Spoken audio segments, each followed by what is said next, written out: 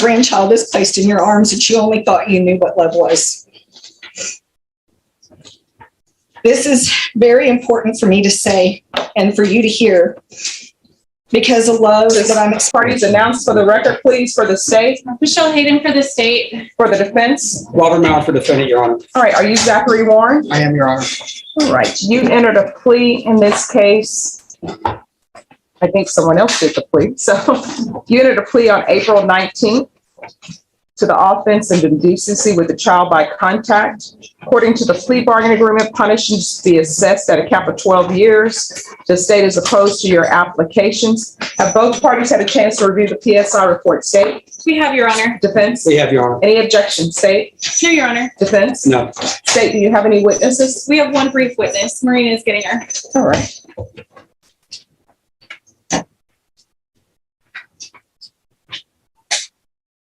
State calls Carissa Borles. All right, you could approach, please.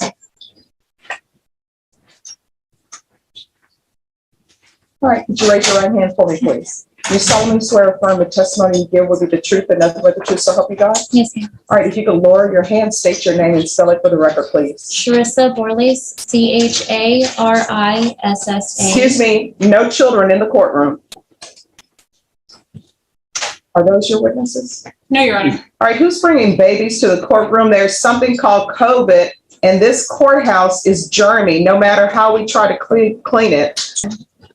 I mean, and with it being such close family together and because of it being his family, we have to figure out how to support our daughter and it's different. Is this something that continues to affect your family? Okay. In what ways? I mean, mostly with Allison. She still doesn't know how to handle everything, especially with all of the reschedules with court and everything. She's been having to be ready for any change made within this case. She's been waiting for some sort of answer, and like I said, she constantly brings up the case or, you know, wondering what's going on or when's it going to be over. Do you feel safe with the idea of Zachary being around children, other children? Mm-hmm. Do you want Zachary held accountable? I'll pass the witness. No questions. All right, thank you for coming in. All right, State, do you have any other witnesses? No, Your Honor. Defense? Judge, I'd like to call Christine Miller, please.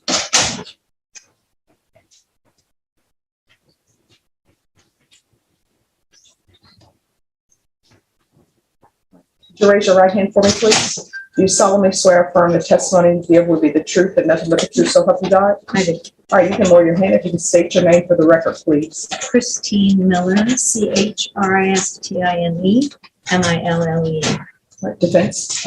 Ms. Miller, can you tell the judge what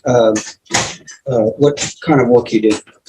I'm a licensed professional counselor with the state of Texas, in Bernie, Texas. Okay, and tell the judge what kind of counseling services you ordinarily perform, or what you're licensed to perform. I use a couple of techniques for people to help them. Counseling is a way of confiding in someone, and the techniques that I use are cognitive behavioral therapy, which is change your mind, changes your body, and vice versa. I also use something called EMDR, which changes the mental pathways in your brain. And that helps people who have gone through a really hard time in the past or with post-traumatic stress. And that helps them not experience those triggers, post-traumatic stress symptoms. And if it's highly effective, it's the #1 most researched method in counseling. So I've had a lot of success with that. I have been using it since 2012. As the defense introduces a counselor to explain Zachary's treatment and progress, the courtroom shifts from legal arguments to the question of rehabilitation. But while the testimony paints a picture of someone trying to rebuild his life, the judge must decide whether personal growth can outweigh the gravity of the crime. This is where compassion and accountability begin to collide. Where I've been trained. So Technique. let me try to break this down into just a couple questions. So how long have you been licensed as a counselor, you said? Since 2012, fully licensed without being an intern since 2016. In that time, have you worked with other people who have come to you for counseling regarding sex offenses or family violence offenses? Family violence, yes, not specifically sex offenses. Okay, so can you tell the court how you met Zach and then about the type of treatment and services you provided to Zach? He was referred to me by a previous client, and I have seen him 4 times recently, and it is my opinion that he has been honest with me, forthcoming, explained the situation. I was able to use the techniques that I have described to you on at least 2 of the 4 occasions, and I felt his sincerity and honesty with me and openness. So when you talk about the treatment you provided, does that explore his past history? Does that talk about things that trigger him? Does the work you do, is that supposed to work on him being able to be a better person moving forward? Yes, so it takes those memories, those childhood memories, and we change the mental result. It's, for example, you change the ending to a story. You might read a story, you change the ending. You can do that in your brain. It's fascinating. And they're exploring all kinds of neural pathways in the brain nowadays. And so keeping up with that, it actually changes your behavior. So for post-traumatic stress, if you're being triggered and you act out, post-traumatic stress, it feels like the past situation is actually happening now, and it changes that. You start thinking about it less and less and less, and it becomes part of the history. And then already we used it, and the next time he said he confronted a person, and it was very helpful to him from his past, and he was able to focus not on the past, but on how he's going to behave in the future. So moving forward, if the judge gives Zach probation, I guess, will you continue to work with Zach? Yes. In counseling? Yes. And work with these different techniques that you use in order to help him deal with the issues he dealt with when he was Yes. younger?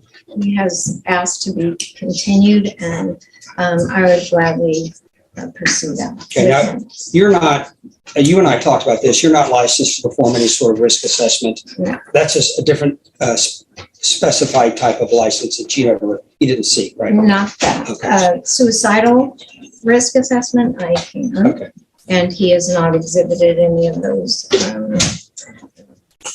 different symptoms. So, but actual sex problems, I've never, that's a whole different thing that I'm not certified to do. But so will the treatment that you're providing him, will that help him, do you think, in all of his life moving forward? And not just the issues, the sex offender issues and things like that, but the life issues moving forward? Absolutely. It helps us with those triggers. It helps addictions of any sort. It helps behavior issues. It's really amazing technique and treatment. So, but it does require a certain number of sessions to be able to come, so that if probation is judged, then he would I feel like he could be required to attend counseling with those treatments in mind. Okay. Judge, I pass the witness. State. Just a couple questions. Yes. You said that Zach is the only sex offender you've ever worked with, right? And you're not certified to treat sex offenders? No. And you said you provided behavioral treatment to him only twice, is that correct? No, well, 2 out of the 4 sessions. Counseling is also in speaking what has happened to you. It has some sort of effect on you so that it eases pain and help. No other questions? I have nothing further. All right, thank you. Defense, call your next witness. Laura Lee Warren.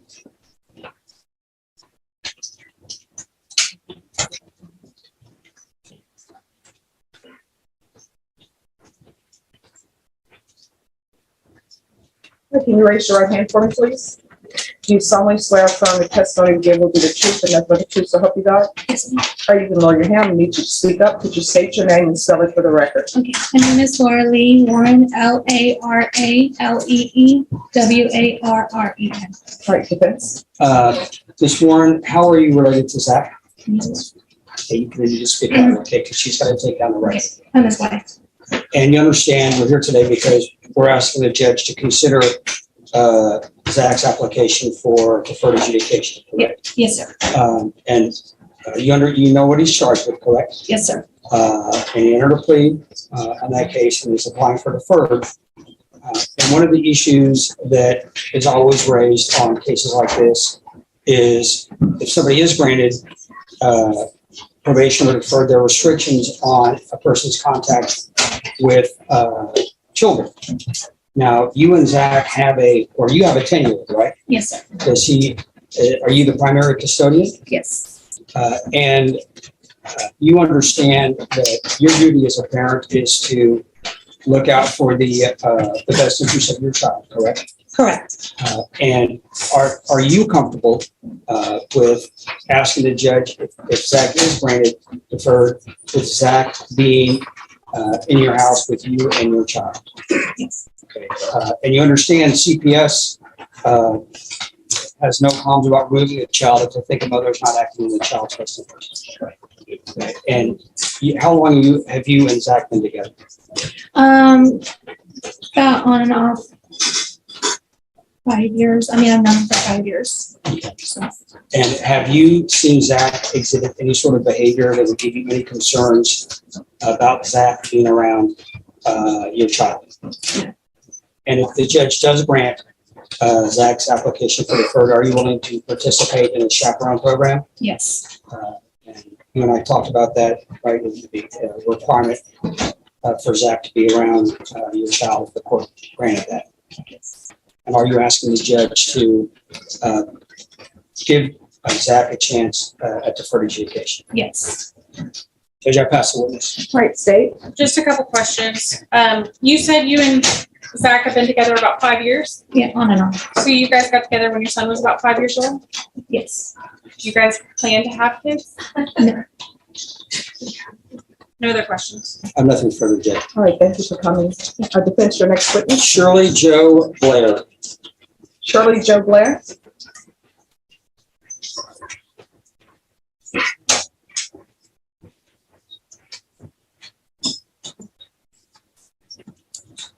Can you raise your hand for me, please? Do you solemnly swear or affirm the testimony you give will be the truth and nothing but the truth, so help you God? Yes, ma'am. Or you can lower your hand if you can state your name for the record and please spell it. Shirley Joe Blair, SHIRLEYJOBLAIR. Defense. Ma'am, how are you related to Zach? Zachary is my son. And you understand we're here today because Zach applied for deferred adjudication on this case, correct? Yes. And you know, we've talked about what the specific allegations are, Yes. right? And you were present when we were set for trial and when Zach entered the plea. Yes. And you and I talked about this, and you felt more comfortable if you wanted to read a letter that you prepared for the judge. Yes. Okay. Any objections to her reading the letter? No objection. I mean, she's still subject to cross-examination. Yes, you may read the letter. How long is the letter? It's typed, but it's big print, but it's 3 pages. All right, no problem. I was just wondering. And Judge, on that note, I want to make sure that you got the victim impact statement that was submitted separately. Yes, I received it, but I have not reviewed. I got it. Any objections? All right, so you may begin with your letter. My name is Shirley Jo Blair.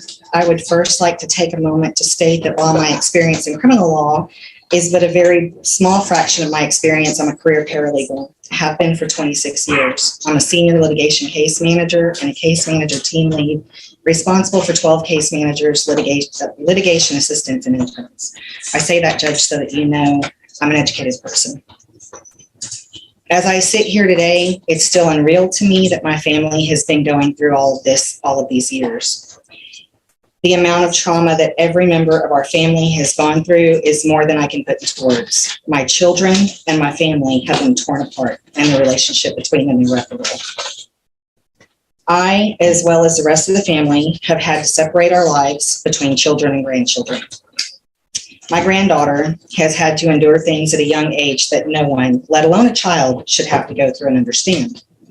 My son has endured things that no one should have to endure or be subjected to. There are no winners here today, at least not for my family. It is impossible to sum up all of the things that I feel that should be heard here today, so please bear with me as I'm going to try to best highlight the things I feel most important to say.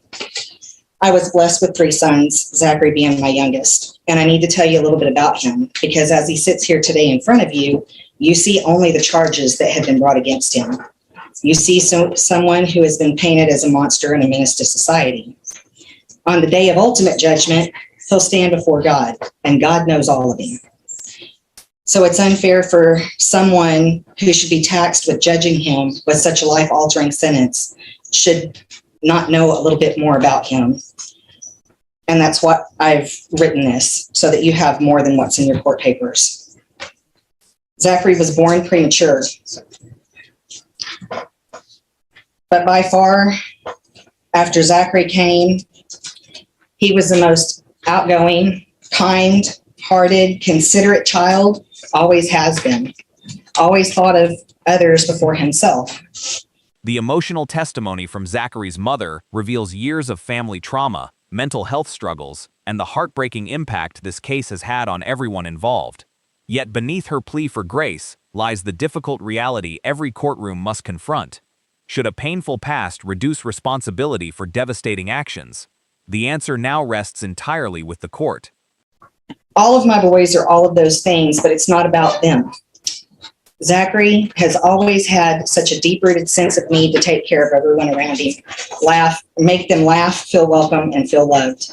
The sheer number of times during Zachary's life that someone has told me that I raised such a polite, well-mannered, helpful, and considerate child has always given me such a sense of pride. It's also something that's always seemed to get me through the hard times. See, 2 of my 3 sons, Zachary and Trevor, were diagnosed at a young age, first with ADHD and then bipolar disorder. So not every day was a walk in the park. There were depressive and angry days where he felt no one loved him and life was unfair, and there were manic days where he was the happiest person on the planet. At his core, though, Zachary is and always has been that sweet, loving, funny, considerate person that even his oldest brother, Colton, father of my granddaughter, the absolute joy of my life, who is the focus of these charges, would have to say was true. Zachary is a product of a broken home. At the age of 5, Zachary's father abandoned us and left me with 3 young boys to figure out how to take care of alone. I was a sole provider most of their lives because their father, who is also bipolar, couldn't keep a job most of the time and was in and out of jail. He did show back up in their lives, but their relationships with their father were always strained due to the mental illnesses that they all fought. We moved fairly often during the boys' childhoods. While I tried to be the best mother I know how to be, I was young and raising them as a single mother, and I made choices that I did not realize were bad at the time. Choices that made life harder on my children choices that led my children to go through things I was unaware of until their adulthoods. I knew my children had not had the easiest of childhoods, but they sheltered me from many things that I should have protected them from. Here again, we see the kindness and consideration all of my boys possess. On September 26, 2012, God blessed my family with the most beautiful ray of sunshine, Allison Louise. This little girl changed our lives. If you have children, you know that the love you feel for them the moment they're placed in your arms makes your heart feel so full it could almost burst. If you have grandchildren, you know the moment that grandchild is placed in your arms that you only thought you knew what love was. This is very important for me to say and for you to hear, because the love that I'm explaining to you has only deepened over the last almost 10 years. I lived next door to my oldest son, Colton, and Shyla, Allison's mother, when Allison was born. I was lucky enough to see her every day, as was Zachary. I spent almost every day with Allison for the first 3 years of her life. She lived with me for almost 2.5 of those 3 years. She is more than my grandchild. She's the daughter I never had. The bond that I have with that child goes beyond my comprehension. I can tell you that I would wager money that there is no greater love on this earth than the love I have for her. The love that Zachary had for Allison was also very deep. Allison and Zachary bonded from the beginning. Zachary would beg to hold her, feed her, laugh, and play with her. He would rock her to sleep, help teach her to walk and talk. The two of them were inseparable. In a crowded room, Allison would choose Zachary to hold her over even her parents. When the allegations of these charges occurred, Zachary would have been just about 20 years old and Allison almost 5. It was almost a year after the allegations of the charges were filed, and Zachary was arrested on charges that could very well be considered one of the most strictly punishable charges in our judicial system. To make matters worse, through no fault of his own or this court's, COVID has further delayed this whole situation, causing it to go on far longer than it should have. I'm not sure if anyone can imagine the pain and suffering that he went through during the first year, not knowing what would come of all of this. Then he spent the remainder of these years strapped with an ankle monitor. Anyone facing charges like this is bound to carry a heavy burden. Imagine carrying that burden being someone who suffers from bipolar disorder. The hell of it all has been a lot all of the time, and almost unbearable at times to watch a child go through. Over the years, as this has gone on, Zachary has worked hard to try to have a normal life. He's a loving husband and stepfather to a child whose father passed away when he was very young. He's found peace through prayers and relationships he has formed with members of the church. He has a good job and supports his family. He's shown up during inclement weather in the middle of the night and on the weekends to fix things for his grandparents. He's taken in friends in their time of need to help them get back on their feet. Zachary has worked very hard to have a better life, and Zachary always puts others before himself. I know that plenty of mothers have sat here before you and pled for mercy for their child. I realize that in a sense, I'm no different than any other mother who comes up on your docket. What I hope is that a glimpse into Zachary's life I've provided has successfully conveyed that Zachary is not just the charges before you. He's a young man who has suffered in life, a young man who has worked to better his life, the life of his little family, and a young man who is caring and compassionate, and not just a common criminal you may be accustomed to seeing in your courtroom every day. I hope also that you will see that I am not just another mother. I am the grandmother to the child in question. The grandmother who is very much still a part of this little girl's life and who wants nothing more than to erase the last 5 years from ever having been experienced, for her sake and for Zachary's. I'm someone who can sit here before you today and tell you that I do not believe that my son is a threat to any child, that an allegation like this will never be made against him again. I'm sitting here today asking you to take into consideration the fact that the man you are judging today could benefit and has already benefited from counseling. Asking you to take into consideration the time, money, loss of friends and family, jobs, and untold sleepless nights and agony that he's gone through over the course of this case. Asking you to ask yourself if tearing him away from the life and family he loves and who loves him is the right course of action. Asking you to believe that Zachary has a support system of not only family members, but members of the church who want to help him build a better life and be the best version of himself.